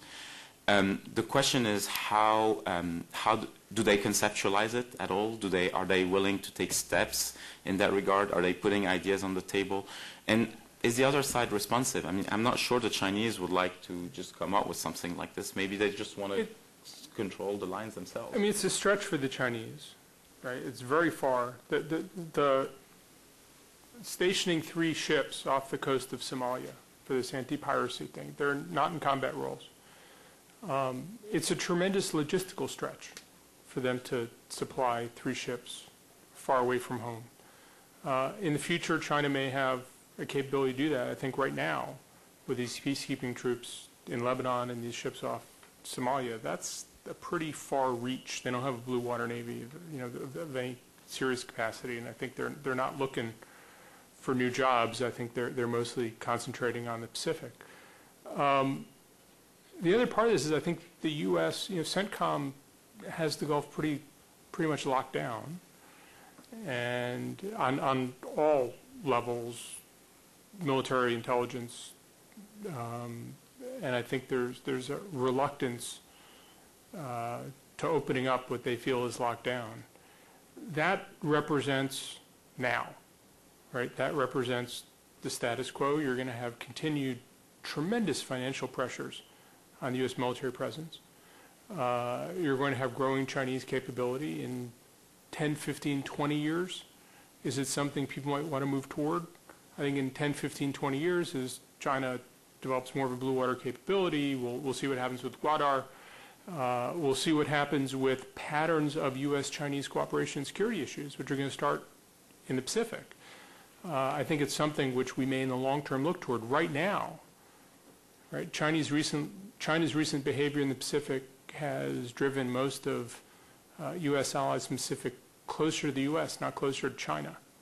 So I'm not sure that that's a sort of ripe idea now. It may be something that we want to test moving toward in the future, but you're decades away from seeing it on the ground or on the water. For China, the Middle East is very complicated. Why China decided to be detached from the Middle East generally? Because China lacks the capability to understand the Middle East very well. For example, there is only one Chinese TV reporter in the Middle Eastern countries from Phoenix TV in Iran. In the other Middle Eastern countries, there's no Chinese reporters. The Chinese audience get their information about the Middle East from the Western media, from BBC, from VOA. And this is, reality. So China, maybe China need the time to know more about the Middle East and to enter Middle East more intentionally. We have a right there. Thank you very much. John, I think your comment on Please identify yourself. Oh, I'm sorry. It's Barbara Bodine, Princeton. Barbara doesn't need an introduction. Barbara Bodine, Princeton University. I liked your triangle of the set of bilateral relations, and I agree with that. But I think there's one other player that I'd like to have all three panelists address, and that's India. India has a very important relationship with the U.S. India has a very long relationship with the Gulf, unlike China. It's India's near abroad. You go to the Gulf, you see Indian architecture. It's thousands of years old. And India and China have a very long and somewhat difficult relationship. That's a major strategic concern for both of them. So you've got this other player that is sitting there right outside the Gulf, who has a very important connection to all three of these. And I'd like to hear all three of you talk about how the India factor plays in each of those. I will say, I think the idea of Chindia is a very misleading one, since China and India have very few things in common, and even their growing economies are sorts of competition, not a sorts of cooperation. Let me start off. First, I've known Barbara for 25 years, so I'm an old fan. You're right that people often underestimate India's role in the Gulf. Kerala's major source of employment is in the Gulf. There are more citizens of India in the United Arab Emirates than citizens of the United Arab Emirates in the United Arab Emirates, just as an example. But the perception of Indians, as you know, is generally low-status jobs. There's a disrespect for South Asian labor, which I think is sort of pervasive. And there's not either a respect for India's capabilities nor an Indian governmental desire to play as diplomatic big boys. I think that the principle, I was talking to an Indian diplomat who was posted to Dubai, and they have so many problems merely protecting Indian laborers in the Gulf that the idea of being a serious diplomatic player in terms of military force and everything else seems not on their immediate agenda. You're right that India's trade with Iran is significant in energy, refined products, things of that sort. There's a lot of gold trade and other things that go back and forth. We always forget, it's closer, Muscat, Oman is closer to India than it is to Kuwait. So we keep, because our maps all sort of end in the wrong place, we always assume that India is a world away from the Gulf, and it's really close by. But in terms of India's willingness to go west from India and play that sort of strategic role, I haven't seen even the early signs of India's interest or ability to do that. My sense is India is worried about China, is worried about the Pacific, but the western coast of India is not something that, in my experience, is something Indians have been preoccupied with. I disagree a bit with John's take. Yeah, well, she was shaking her head about something I said earlier, so I guess we're both in trouble. No, no. I agree that India doesn't have a strategic framework yet for its political involvement in the Gulf, but I think that at least China's rise has prompted them to be a lot more active than most people assume. I mean, the Indian Navy comes into the Gulf much more frequently than the Chinese. Since 2004, I mean, if I can go down the list of military exercise, joint training. The Indian Navy has started this thing called EONS. Sorry, I don't know what the acronym stands for, but it's like the Indian Ocean, the Indian Ocean Naval Symposium. That actually that is set up in a way to exclude China specifically from this. And they meet now on a yearly basis. It happened just a couple months ago in Abu Dhabi, and I attended. All the head of the navies were there, and the Indians were obviously the big players. The Americans were there, and so on. But it was an Indian show to a large extent. But the problem with India, from a Gulf perspective, and I'm not saying I agree with it necessarily, but the perspective is history is really on China's side. India, they're trying, and it's just saying, but history is really, really on China's side. So, how the rivalry between China and India will play out will be key. Obviously, I'm sure the Indians tell the Gulf Arabs, listen, the Chinese are coming north and Gwadar and strings of pearls, and just this whole notion of China is everywhere, and we want to do as much as we can with you, and the relationship is really starting, but we don't see a lot of Indian manufactured goods. We see a lot of Indian laborers and big merchant families and so on. We don't see a lot of Indian technology in the Gulf. We don't see a lot of, and that's another issue, is that they know that they can get some good stuff from China. I mean, good quality or improving quality goods. With India, it's not really an exporting country. Except for software. Well, except for software, except that our guys don't really do software for the moment. I mean, it's not. What I'm trying to say is that we don't have a meeting of the minds. Yeah. Okay. Just checking. No, so I think that's where we are at the moment. But I certainly see India as a major player in the future. I think some points I want to mention. First, there are some border disputes between China and India. As you know, I mean, the Tibet and Xinjiang are the most unstable areas in China, and India has its influence in both these two regions. In regard to Xinjiang, there is a region called Aksai Chin region, and India claimed the sovereignty of this place, which is a linking point between Tibet and Xinjiang. The second point is, I mean, there is a competition between China and India. For example, they need oil, they need energy, they need resources. They want to sell their goods. So, I mean, in many fields, they are competitors to each other. The third point is, I mean, as my friend mentioned, Indian Ocean issue. I mean, for China, I mean, China is importing oil from Western Africa, from Sudan, from Gulf countries. All this oil is transported from Indian Ocean. So for China, Indian Ocean is not Ocean of India. Okay. And so because of this, China is trying to build railways to Myanmar and build a harbor in Pakistan, Gwadar Harbor. And Pakistan is also, I mean, asking China to think about build a railway from Kashgar to Gwadar directly, paralleling to Karakoram Highway. Yeah. And also, I mean, China is worried about this Indian-U.S. cooperation. What's the intention of U.S. in cooperating with India? China doesn't know and is not sure.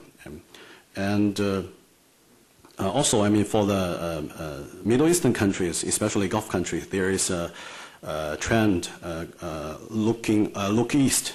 I mean, for them, the East is not only China, it's India, China, Japan, and even Malaysia, so many countries. For example, the foreign minister of Iran is graduated from an Indian university. So, I mean, China, I mean, understand this. I mean, India has its role in the Gulf region. Barbara, there is a presentation in the second panel this morning that deals with this issue. Yes, sir?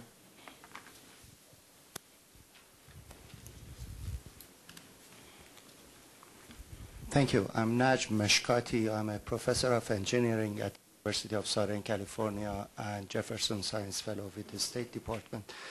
I have a question for the collective wisdom of the panel. First of all, excellent presentation. I learned a lot. As you know, China has a very strong and growing nuclear power industry. A lot of their 23 under construction reactors, they have many components building in-house. And they have a very aggressive marketing strategy. In fact, 2 weeks ago, I was at a conference organized by Arab Atomic Energy Agency in Tunisia. And there was a big delegation from Chinese reactor builders, and they have this elegant design, couple a nuclear reactor with a desalination plant. I don't know about the safety side. I haven't studied that, but on the paper, it looked very elegant. And here is my question, and I know this is a political decision, because in that part of the world, as Mr. Emil mentioned, the $20 billion contract between Abu Dhabi and KEPCO was not based on economic analysis. Here is my question to the panel. China, Japan, and Korea compete very strongly to get another contract in the Persian Gulf area. And from your standpoint, what country will be the most qualified or the most vulnerable to the Chinese marketing, and which country next in Persian Gulf will sign a contract with Chinese reactor manufacturer? Thank you. If I may, I strongly disagree with you. I think the South Korean, the UAE decision to give South Korea the nuclear reactors was purely commercial. Has nothing. I mean, if they wanted to make a political decisions, you know, sign with the French. They're nuclear power. They're opening a base. You know, you're reinforcing the relationship. South Korea has none of that to offer. It's not a P5 member. It's not a nuclear power. It doesn't have, you know, a strong military. I think it was done purely on commercial, and this is on commercial basis. And I think this is the politically significant story, that actually they were able to say, well, you know, we're confident enough. We have our other relationships. From now on, don't take us for granted. We'll go for the best deal we get. I think that when it comes to China, I mean, China is a very new actor. Look at the 3 bids that were offered, the American, Japanese one, the French one, and the South Korean one. Well, there was no Chinese. I think the Chinese are very early on. For the Gulf states to go and buy a reactor, you would have to have another country buying it first, test it first. I mean, it's very, and you talk about the safety issue. You know, they want a proven record, and they just still want to see, you know, how good Chinese regulatory agencies, you know, perform. And so we're very early in the relationship. Will that happen? Maybe 15, 20 years down the road. For the moment, I still think, you know, the French, the South Koreans, and so on are really in the lead when it comes to that. I agree. I mean, first, the Korean deal was 50% the cost of the French deal. That was for different reactor designs, but there's a 50% price differential. Right. It was a 50% price. It was a 50% price differential, and I think it was the economics played a significant role. The other part is I totally agree with Emil that the Arab Gulf states, both for reasons that they don't want to be seen to be sort of dumpster diving for a nuclear reactor plan. They want the Rolex. They don't want the Timex.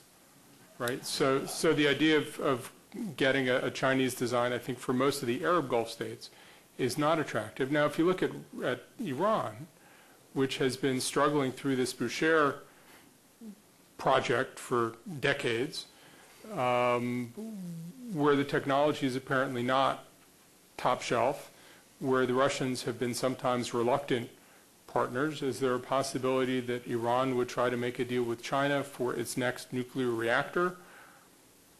Maybe, but again, I agree with Emil that you don't want to have unproven reactor designs because bad things happen. Yes, I think China is a newcomer in exporting civilian reactors to other countries. So, China needs time. And also, if there is another candidate, maybe Iran is. Okay. Yes? Given the Al Beagle, I'm an independent contractor. Use the lecture microphone. on Iran. Yeah. Given the concerns of Israel existential threat, given the Shia-Sunni divide, also the Saudi Arabian competition, given the fact that internal situation in Iran is somewhat shaky, what are the Chinese doing to convince Iran that getting that nuclear weapon, given the threats available, is not such a good idea? What constructive efforts are being taken by China?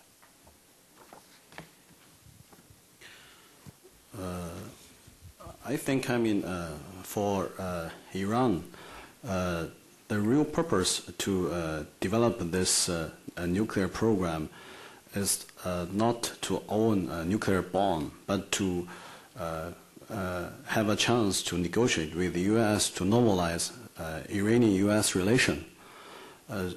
So I think, for Iran, the nuclear bomb cannot protect its security.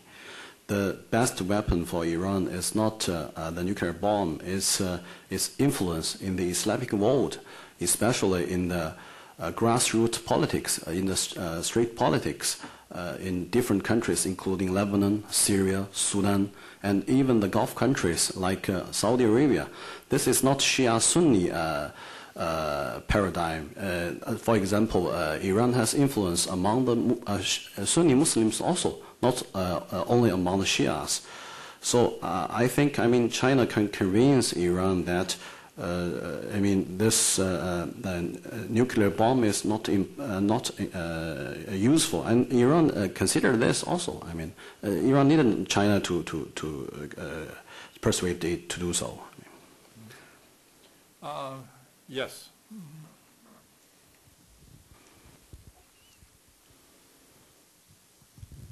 Hello, my name is Claudia Farris. I'm with the Catalyst Institute for Applied Policy.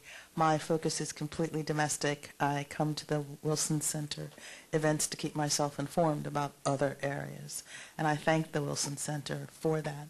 What I observe in your presentations is that we have this way of drawing lines. We have the Pacific Command and the Central Command in the Middle East and the Central Asia and all of this. And so much our perspectives are driven by the way in which we draw these lines. I'm also impressed by the differences among the panelists in the way you draw lines. You have the Americans suggesting bilateral triad, and you have Professor Wu suggesting that we go deep and look at the way the people in the country differ from the way the governments align themselves. I would suggest that there are a variety of opportunistic forces in the globe, terrorism and such, that pay attention to the way these lines are drawn and devise their strategies according to ability to ignore those lines and find strategic advantage in the spaces that these lines create. My question is, how do we use that way of thinking? That is to say, being very conscious about our preconceived notions about where these lines exist, to get out ahead of such opportunistic strategies and accomplish what you have suggested would be a good thing, that is these triads. But I would point out that a very strong weakness in the triad is the fact that two of the players are very well integrated and one of them not so much so.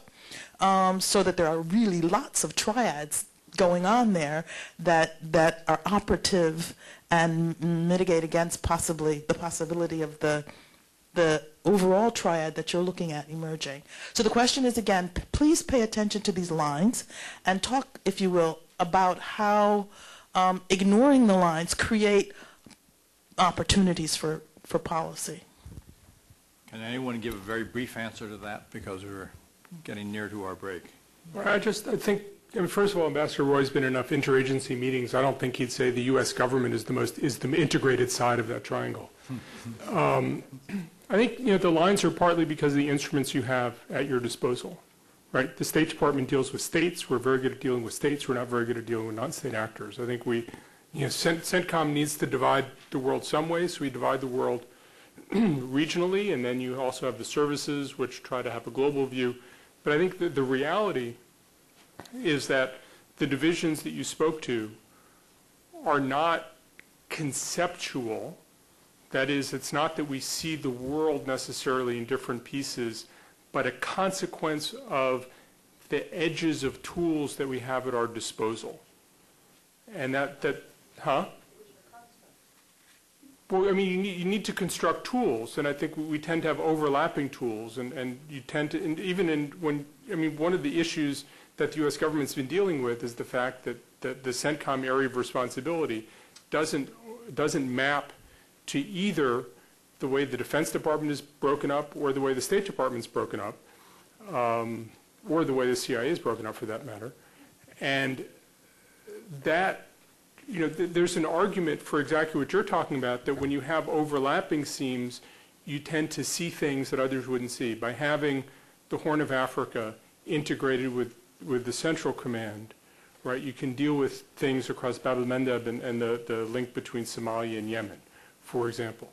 I think there's some division that's unavoidable, because the instruments that we create, whether it creates a regional division, whether it creates a functional division, whether it creates conceptual division, I think the tools tend to have edges.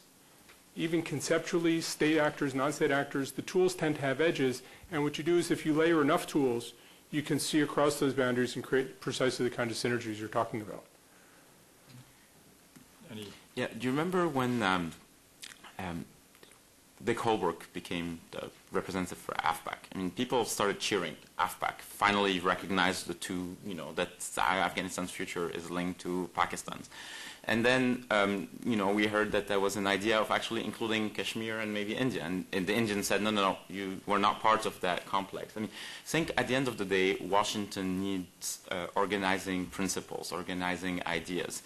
And, and all these concepts, all these lines, in a way, are a product of this. And at the same time, I mean, when you look at, look at CENTCOM. CENTCOM doesn't include Israel, which is, a key issue in the region. At the same time, if you were to include Israel, what kind of signal would you send to the Israelis? I mean, I think it's very difficult. And in the Gulf, for the moment, yeah, there is a sense that there is a sense of opportunity. There's a chaotic world and so on. But as relations deepen and so on, they will also be very tempted to draw lines. No one really in the Gulf thought about the Uyghurs issue until, well, it came there. And then suddenly it's a line to draw. Where do we stand on the issue? I think it's only when the stakes and the interests become very vivid, very apparent, that you have to do that. And that's what bureaucracies do best. Yes, I mean, for example, Afghanistan. I mean, Afghanistan is a part of Central Asia, or is a part of South Asia, or is a part of Middle East. You have to draw a line, and then there are some advantages and disadvantages at the same time, I think. Yeah. Right. We're about to take a 15-minute coffee break. We will assemble again at 11:15 for our second panel, which will look at the economic perspectives on these issues. The second panel will be chaired by Robert Hathaway, who is the head of the Asia program here at the Wilson Center.